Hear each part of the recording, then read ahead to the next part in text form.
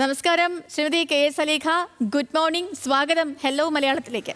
Sreekrishnapuram Kadampazhipuram branch കമ്മിറ്റിയിൽ നിന്ന് യാത്ര ഇപ്പോൾ കേന്ദ്ര കമ്മിറ്റിയിൽ വരെ എത്തിയിരിക്കുകയാണ്.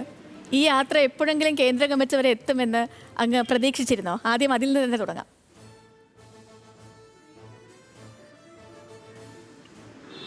കമ്മ്യൂണിസ്റ്റ് പാർട്ടിയിൽ മെമ്പറായി വരുന്നത് 91-ലാണ്. അന്ന് അങ്ങനെ പ്രതീക്ഷ നമുക്കില്ലല്ലോ. പാർട്ടിയിൽ വരുമ്പോൾ എവിടം വരെ എത്തുമെന്ന് പ്രതീക്ഷിച്ചിട്ടല്ല. പാർട്ടി ഏൽപ്പിക്കുന്ന ഉത്തരവാദിത്തങ്ങൾ കൃത്യമായി നിർവഹിക്കുക എന്നതാണ് ചെയ്തു പോകുന്നത്. അത്തരം ആളുകളെ പാർട്ടി ഉയർത്തിക്കൊണ്ടുവരും. പ്രത്യേകിച്ച് സ്ത്രീകളോട് കമ്മ്യൂണിസ്റ്റ് പാർട്ടിക്കുള്ളൊരു നിലപാടും ന്യൂനപക്ഷ വിഭാഗത്തോടുള്ള നിലപാടും ഇത്തരം കാര്യത്തിൽ വ്യക്തമാണ്.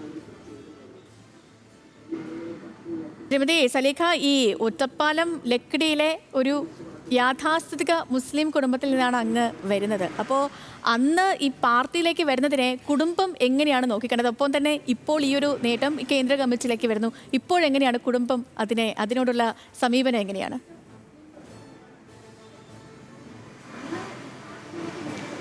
വിവാഹശേഷമാണ് ഞാൻ കമ്മ്യൂണിസ്റ്റ് പാർട്ടി മെമ്പറായി വരുന്നത്. ഭർത്താവ് കമ്മ്യൂണിസ്റ്റുകാരനായിരുന്നു, പാർട്ടി ലോക്കൽ കമ്മിറ്റി അംഗമായിരുന്നു. അങ്ങനെ എൻ്റെ കുടുംബ പശ്ചാത്തലം യാഥാസ്ഥിതിക കുടുംബമാണെങ്കിലും അന്നൊന്നും രാഷ്ട്രീയത്തിൽ ഞാൻ ഉണ്ടായിരുന്നില്ല. വിദ്യാഭ്യാസം കഴിഞ്ഞ ഉടനെയാണ് വിവാഹം.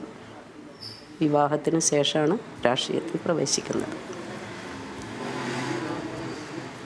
ശ്രീമതി സലീഖ, ഈ പറഞ്ഞതുപോലെ പാർലമെന്റ് പ്രവർത്തനവും അതുപോലെ തന്നെ സംഘടനാ പ്രവർത്തനവും അത് രണ്ടും രണ്ടാണ്. അങ്ങ് ഈ രണ്ടിലും പ്രവർത്തിച്ചിട്ടുണ്ട്. ഇത് തമ്മിലുള്ള വ്യത്യാസം അങ്ങക്ക് പ്രകടമായി തോന്നിയിട്ടുള്ളത് എന്തൊക്കെയാണ്?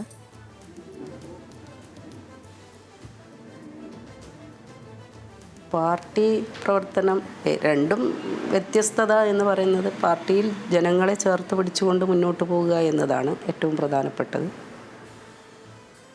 പാർലമെൻ്ററി രംഗത്ത് ജനങ്ങളാകെ തിരഞ്ഞെടുക്കപ്പെട്ട് കഴിഞ്ഞാൽ അവരുടെ ഒരു പ്രതിനിധി എന്ന നിലയിലാണ്. അവിടെ നമ്മൾ രാഷ്ട്രീയം നോക്കാറില്ല, എല്ലാവരുടെയും പ്രതിനിധിയാണ്. ആ നിലയിലാണ് കാര്യങ്ങൾ ചെയ്യാറുള്ളത്.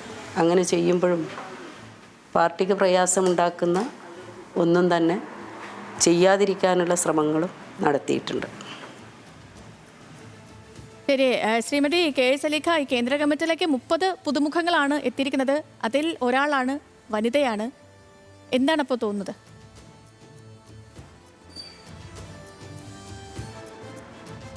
പാർട്ടി വലിയ ഉത്തരവാദിത്തമാണ് ഏൽപ്പിച്ചിട്ടുള്ളതെന്നുള്ള ബോധ്യമുണ്ട്. ഞാൻ നേരത്തെ പറഞ്ഞതുപോലെ ഒരു ന്യൂനപക്ഷ വിഭാഗത്തിൽ നിന്നുള്ള ഒരു സ്ത്രീ എന്ന നിലയിലുള്ള പരിഗണന പാർട്ടി ഇതിൽ തന്നിട്ടുണ്ട്.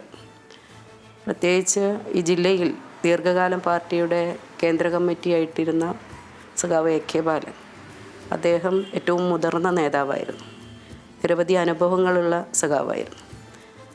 ആ നിലയിലുള്ള അനുഭവ സമ്പത്തൊന്നും ചിലപ്പോൾ എനിക്കുണ്ടാവില്ല. പക്ഷെ എന്നെ പരിഗണിക്കപ്പെട്ടിട്ടുള്ളത് സ്ത്രീകളെ ഉയർത്തിക്കൊണ്ടുവരുന്നതിൽ വലിയ ജാഗ്രതയാണ് ഇന്ന് CPM എന്ന നിലയിൽ പാർട്ടി സ്വീകരിച്ചു പോരുന്നത്. അതോടൊപ്പം തന്നെയാണ് വിഭാഗങ്ങളെ അല്ല, അത് മുമ്പ് ഇത്രയും ഉണ്ടായിരുന്നില്ലല്ലോ. ഇപ്പോൾ ഈ 24-ാം പാർട്ടി കോൺഗ്രസ് എത്തി നിൽക്കുമ്പോൾ ഏറ്റവും താഴെ ഘടകം മുതൽ ബ്രാഞ്ച് മുതൽ ഉന്നത തലം വരെയുള്ള പ്രാതിനിധ്യത്തിൽ വർധനവുണ്ടായിട്ടുണ്ട്. അത് ക്രമേണ വർദ്ധിച്ചുകൊണ്ടിരിക്കുകയാണ്. അതിൻ്റെ ഒരു തുടർച്ചയാണ് 24-ാം പാർട്ടി കോൺഗ്രസ്സിലും ഉണ്ടായത് എന്നത് തന്നെയാണ് വിശ്വസിക്കുന്നത്. പൂർണ്ണമാണ് എന്നർത്ഥത്തിലല്ല, ഇനിയും സ്ത്രീകൾ ഇത്തരം രംഗത്തേക്ക് കടന്നു വരേണ്ടതുണ്ട്. ഈ 33% സംവരണം എന്നൊക്കെ പറയുന്നത് ഇപ്പോഴും ഒരു പ്രഹേളിക മാത്രമായി നിലനിൽക്കുകയാണ്.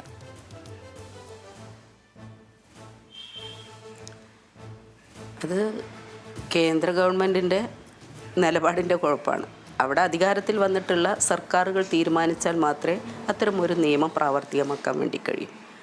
അതിന് ഏറ്റവും നമ്മൾ മാതൃകയായി കാണേണ്ടത് കേരളത്തിലാണ്. കേരളത്തിലെ തദ്ദേശ സ്വയംഭരണ സ്ഥാപനങ്ങളിലേക്ക് 33% എന്നത് മാറി ഇപ്പോൾ ഏതാണ്ട് 52%-ലധികം സ്ത്രീകൾ ഭരണരംഗത്തുണ്ട്. ഇന്ത്യ ഗവൺമെൻറ് അത്തരം തീരുമാനമെടുത്താൽ നിയമം പാസ്സാക്കുന്നതിന് വേണ്ടി ഏതാണ്ട് ഞാൻ പറയുമ്പോൾ എനിക്ക് തോന്നുന്നത് ഒരു 30 വർഷത്തോളം പഴക്കമുണ്ടാവും അത്തരമൊരു മുദ്രാവാക്യത്തിന്. ഇന്നും അത് ബാലികേറ മലയായിട്ട് നിൽക്കുകയാണ്. അത് നടപ്പാക്കുന്നതിന് വേണ്ടി കഴിഞ്ഞിട്ടില്ല. അതൊരു കേന്ദ്ര ഗവൺമെൻറ്റുകൾ എടുക്കുന്ന തീരുമാനത്തിൻ്റെ അടിസ്ഥാനത്തിൽ മാത്രമേ ആ രംഗത്ത് മാറ്റമുണ്ടാവാൻ കഴിയൂ എന്നുള്ള അഭിപ്രായമാണ്. ശ്രീമതി സലീഖ ചോദിച്ച് പഴകിയ ഒരു ചോദ്യമാണ്, അല്ലെങ്കിൽ എല്ലാവരിൽ നിന്നും അങ്ങ് തന്നെ പലവട്ടം നേരിടേണ്ടി വന്നിട്ടുള്ളൊരു ചോദ്യമായിരിക്കാം. ഇനി എത്ര കാലം കാത്തിരിക്കണം ഒരു വനിതാ പാർട്ടി സെക്രട്ടറിക്ക് വേണ്ടി?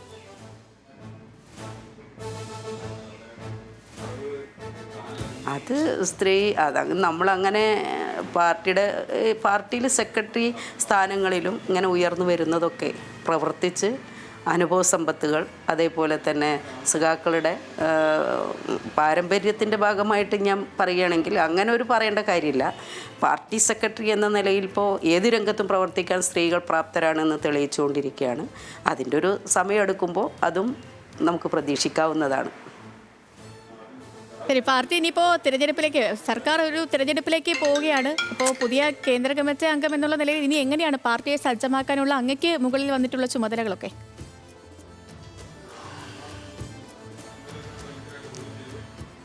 പാർട്ടി തെരഞ്ഞെടുപ്പിനെ നേരിടാൻ വേണ്ടി പോകുന്നുണ്ട്. തദ്ദേശ സ്വയംഭരണ സ്ഥാപനങ്ങളിലേക്കുള്ള തെരഞ്ഞെടുപ്പ് വരികയാണ്. അതോടൊപ്പം തന്നെയാണ് 2016 നിയമസഭയിലേക്കുള്ള തെരഞ്ഞെടുപ്പ് നടക്കും. വലിയ ഉത്തരവാദിത്തമാണ് നിർവഹിക്കാനുള്ളത്. ഇതിലൂടെ തദ്ദേശ സ്വയംഭരണ സ്ഥാപനങ്ങളിൽ കേരളത്തിൽ പാർട്ടിക്ക് വലിയ മുന്നേറ്റമുണ്ട്. അതേപോലെ ഇപ്പോൾ ഭരണത്തിൽ ഇരിക്കുന്ന ഗവൺമെൻറ്റാണ്. ഇന്ത്യയിലാകെ ഒരു ഭരണത്തിലുള്ള ഗവൺമെൻറ് കേരളത്തിലെ ഗവൺമെൻറ്റാണ്. ആ ഗവൺമെൻറ്റിൻ്റെ തുടർച്ച തീർച്ചയായും ഇവിടെ ഉണ്ടാവും. തദ്ദേശ സ്വയംഭരണ സ്ഥാപനങ്ങളിലും ഇന്നുള്ളതിനേക്കാൾ മെച്ചപ്പെട്ട നിലയിലേക്ക് പാർട്ടിയുടെ വളർച്ച ഉണ്ടാകുമെന്ന് തന്നെയാണ്. അതിനനുസരിച്ച് പാർട്ടി തീരുമാനങ്ങൾ ഭാവിയിൽ എടുത്ത് മുന്നോട്ട് പോകുമ്പോൾ അതിൻ്റെ മുന്നിൽ തന്നെ നിന്നുകൊണ്ട് പ്രവർത്തിക്കാൻ സാധിക്കുമെന്നാണ് ഞാൻ പ്രതീക്ഷിക്കുന്നത്. ശരി, വളരെയധികം നന്ദി ശ്രീമതി കെ എസ് സലീഖ, നമുക്കൊപ്പം ചേർന്നതിന്, ഇന്നത്തെ ലീഡേഴ്സ് മോർണിംഗിൽ എത്തിയതിന്, അങ്ങയുടെ അനുഭവങ്ങളൊക്കെ പങ്കുവച്ചതിന്. വലിയ ഉത്തരവാദിത്തമാണ് ഏൽപ്പിക്കപ്പെട്ടിരിക്കുന്നത്. അത് വളരെ ഭംഗിയായി തന്നെ നിറവേറ്റാൻ അങ്ങേക്ക് സാധിക്കട്ടെ എന്ന് ആത്മാർത്ഥമായി ആശംസിക്കാനൊപ്പം നല്ലൊരു ദിവസം കൂടി നേരുന്നു.